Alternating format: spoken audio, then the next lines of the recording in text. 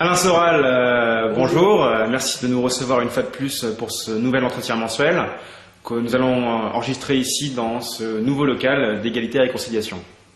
Alors pour commencer, on va bien évidemment parler de l'équipe de France qui s'est fait éliminer pendant la Coupe du Monde. Alors quelles vont être selon vous les répercussions de cette défaite sur le plan politique et idéologique ? Ces répercussions, on les sent, on les voit, on les devine déjà. En fait, on a l'impression que qu'il y a une espèce une ironie du sort, puisque ça fait au moins 20 ans qu'on nous sert l'équipe de France Black Blamber comme la preuve de la réussite de l'intégration de la France, de l'efficacité de la France multiethnique, etc.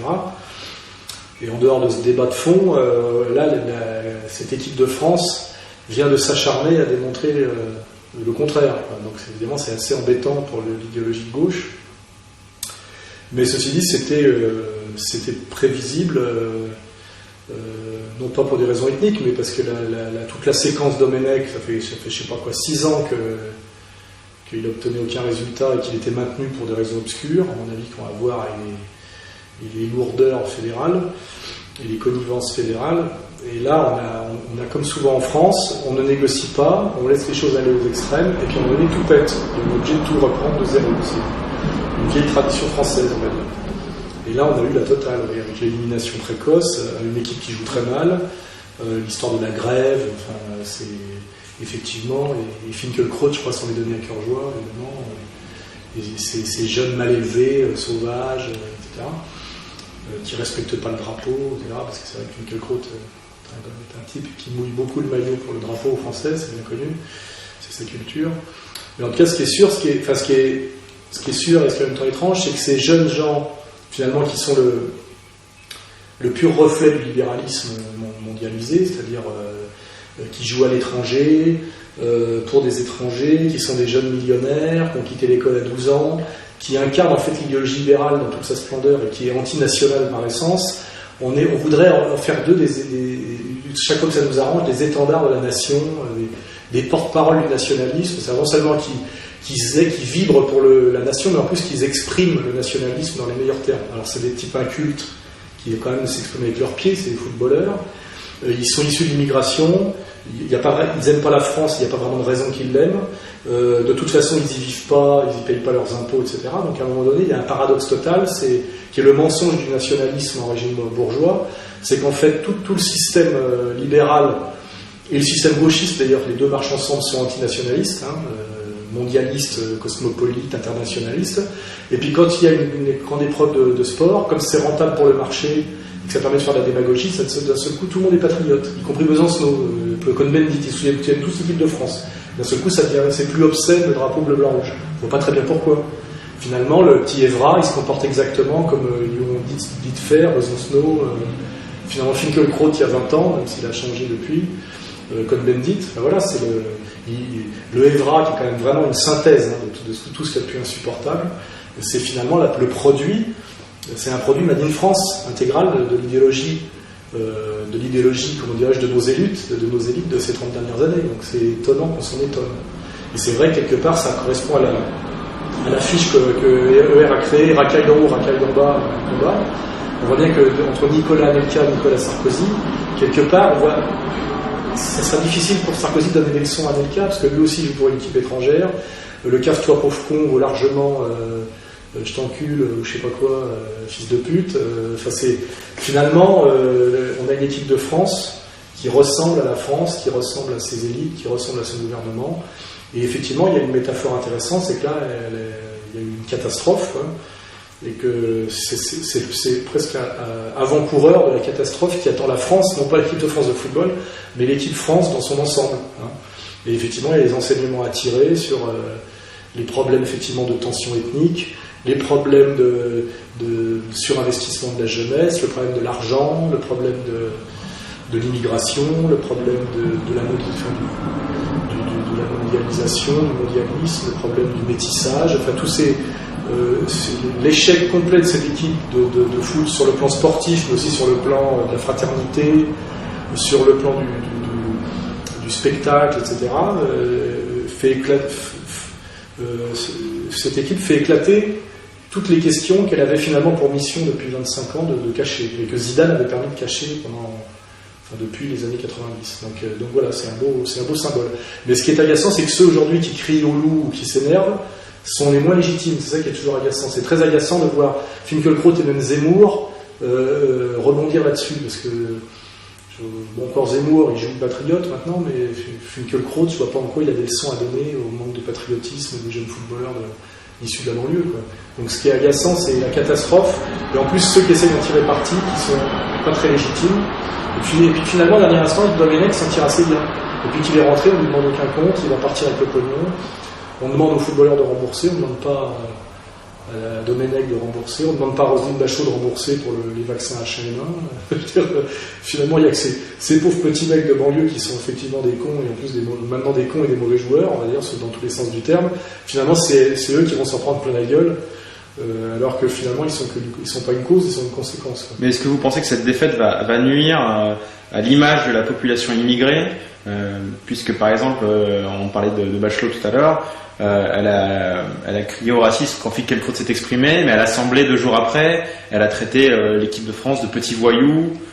Oui, il y a un consensus de toute façon aujourd'hui pour changer la communication sur l'immigration. Enfin, on n'attaque pas l'immigration, aujourd'hui on attaque l'islam. Or, s'il y a de l'islam, c'est par l'immigration. Donc c'est très malhonnête, mais ça revient à ça. Et effectivement, tout le monde pointe du doigt les tensions ethniques, que c'est les petits blancs qui seraient persécutés dans l'équipe par les musulmans. Enfin voilà, on voit bien que c'est ce que je dis depuis des années.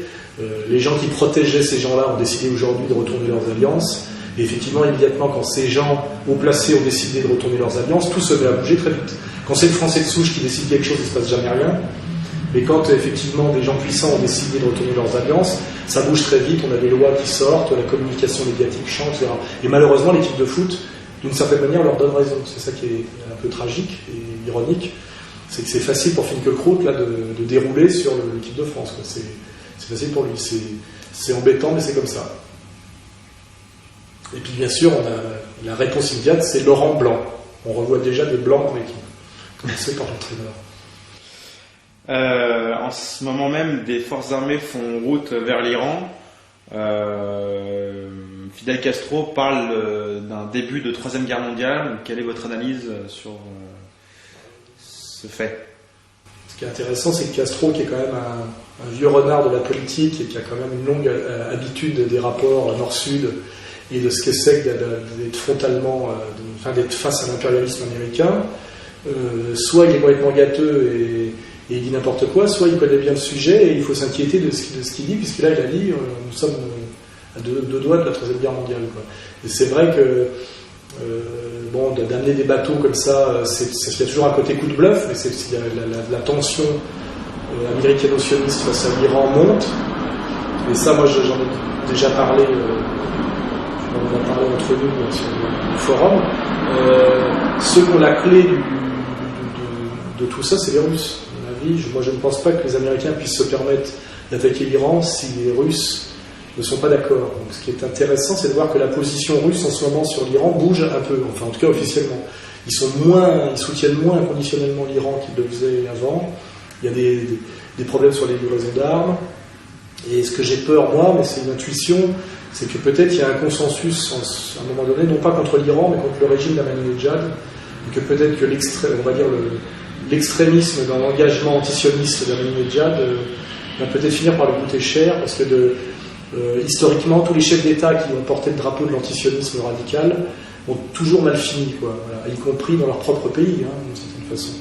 Et moi, ce que j'ai peur à un moment donné, c'est que même les Iraniens se repositionnent un peu moins radicalement et mettent Ahmadinejad sur la touche. Et moi, je sais que les pays n'ont pas d'amis, mais qu'ils n'ont que des intérêts, que la Russie est un empire froid, qui a des intérêts multiples, qui a une question musulmane interne à gérer aussi. Et j'ai peur, moi, que les Russes soient un peu moins inconditionnellement pro-iraniens qu'ils l'ont été. Et surtout qu'ils ont peut-être une martingale pour ne pas perdre leur contrat avec l'Iran, sans pour autant suivre Ahmadinejad jusqu'au bout. Et ça, on le vérifiera, à mon avis, dans pas très longtemps. moi je pense qu'il faut pas penser qu'il y a une espèce de coalition coulée dans le bronze. Bon, Chavez, à mon avis, c'est solide parce que c'est un type qui est dos au mur aussi, mais on peut pas comparer, à mon avis, Chavez et Medvedev. C'est pas les mêmes échelles, c'est pas les mêmes intérêts, c'est pas la même température. Et moi, je suis pas 100%, j'ai pas une immense confiance dans les Russes. Quoi, hein. Leurs intérêts sont trop multiples et je suis un peu inquiet pas pour l'Iran d'ailleurs, mais pour Ahmadinejad. Mais voilà, c'est une intuition. Et je le dis, si jamais les Américains se permettent d'aller jusqu'au bout sur les questions iraniennes, c'est que les Russes les laisseront faire. Si les Russes disent non, ils ne peuvent pas le faire. Voilà. Ce ne sera pas les Chinois, parce que les Chinois regardent et ils se tiennent à distance, mais en tout cas, les Russes, c'est la clé de cette affaire. Et si les Américains et les Israéliens y vont à un moment donné, c'est que les Russes, et ça se sera passé en négociation discrète, c'est que les Russes auront décidé de ne pas trop bouger, quoi, voilà, et qu'ils auront négocié tout ça en haut lieu. Alors là, c'est très compliqué, ça nous dépasse tous, mais à mon avis, ça doit négocier dans tous les sens, voilà, pour sortir, à mon avis, on n'est pas dans une relation inconditionnelle au régime iranien, à mon avis, du côté russe. Voilà. Mais c'est une intuition. Voilà. On vérifiera. Alors, plus proche de chez nous, à Belleville, donc dans le quartier de Belleville à Paris, près de 20 000 Chinois ont défilé il y a une dizaine de jours pour exprimer leur colère face à l'insécurité dont ils sont apparemment victimes quotidiennement. Cette communauté étant assez connue pour sa discrétion, quelle a été votre réaction par rapport à cette manifestation ?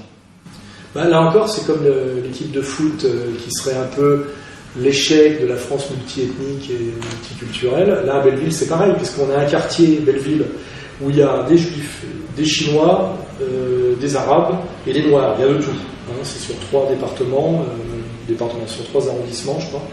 Et jusqu'à présent, tous les bobos et la gauche caviar, parce qu'ils adorent dire que ça allait très bien, que c'était sympa, ambiance cosmopolite, des décors, voilà, des trucs multiculturels où on court, enfin tout va toujours très bien.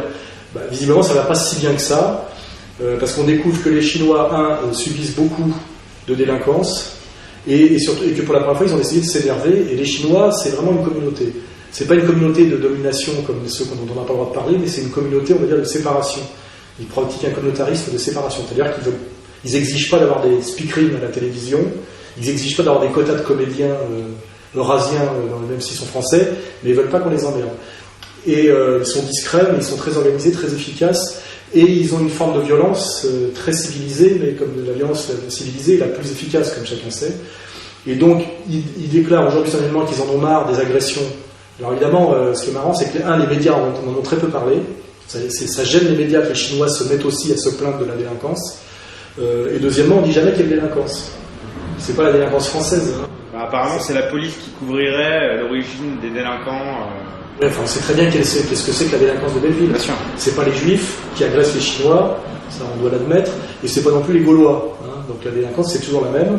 Hein. C'est la racaille, enfin, je veux dire, voilà, qui aujourd'hui n'est pas du tout en voie d'être apaisée, mais ça on peut en parler aussi.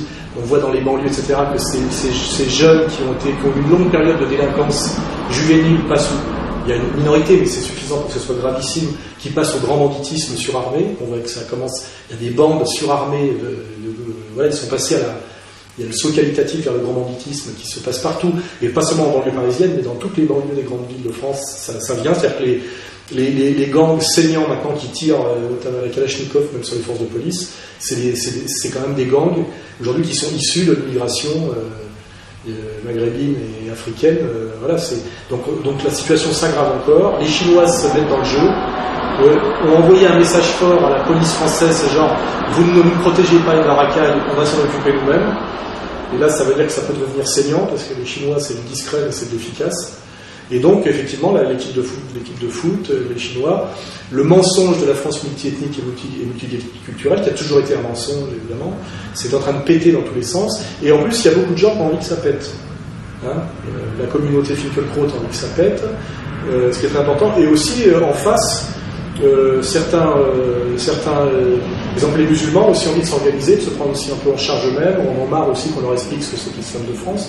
Donc on sent qu'il y a quand même il y a une montée des communautarismes, des tensions communautaires, et malheureusement nous on a beau jouer égalité et réconciliation, faire ce qu'on peut. Le contexte devient de plus en plus difficile.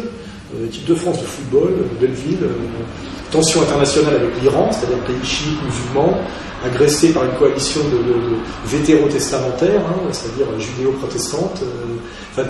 Toute cette lecture à la ethnique, religieuse, qui surdétermine les questions sociales et la lutte des classes, c'est un peu le signe de l'époque.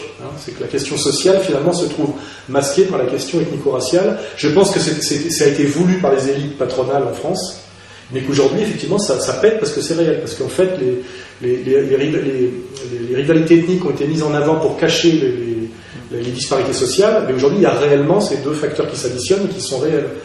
L'un n'est pas juste un masque, une abstraction. Et c'est qu'aujourd'hui, on est dans l'époque, non pas de la lutte des classes en ce moment, mais dans l'époque des tensions ethniques, qui en réalité ont été la stratégie du capital, mais qui sont réellement, aujourd'hui... et qui maintenant peut-être les dépassent même eux-mêmes. Ça dépasse tout le monde, de toute façon, parce que tout le monde en a marre, tout le monde s'énerve. Même moi, le Gaulois moyen, je m'énerve aussi, parce que quand on tend la main et que cette main n'est pas prise aussi, c'est agaçant. Quand on voit quand je vois Evra, je me dis, mais il faut vraiment être un imbécile pour donner du grain à moudre à Finkielkraut à ce point-là. Ou certains même musulmans qui jouent les salafistes en disant, mais vous dites tous, dans vos revendications extrêmes, vous dites tous exactement ce que ceux d'en face ont envie que vous disiez pour vous désigner au peuple français comme des ennemis, des séparatistes, des dominateurs, des conquérants, etc.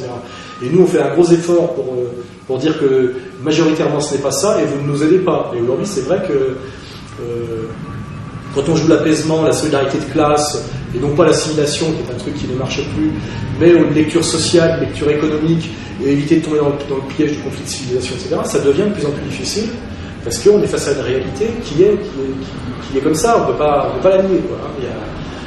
Même si ça a été instrumentalisé, créé et favorisé, maintenant on y est. Exactement comme à un moment donné, il y a des gens qui ont voulu que la Yougoslavie cesse d'exister, ils ont appuyé là où ça faisait mal, mais il y avait des tensions, c'est évident. Il y avait des Serbes, il y avait des Croates, il y avait des Bosniaques, il y avait un passé qui avait été un peu occulté par Tito. On a les mêmes problèmes. On a eu la même chose au Liban. À un moment donné, le Liban aujourd'hui est sorti d'une longue période de guerre civile et fait de l'égalité et réconciliation avec Nasrallah et Aoun, parce qu'ils se sont passés par 20 ans de guerre et un pays laminé. Nous, malheureusement, on est dans la phase gémaïenne où tout le monde a envie de se taper sur la gueule. Et malheureusement, vous avez beau faire le prophète et dire ça va être une catastrophe, la France va se casser la gueule, on en sortira encore plus faible, ça ne nous apportera rien. Quand vous avez une bande de types qui ont envie de se taper sur la gueule, pour qu'ils commencent à réfléchir que c'est idiot, il faut d'abord qu'ils se soient battus, pour après qu'ils boivent un coup ensemble et qu'ils finissent par discuter.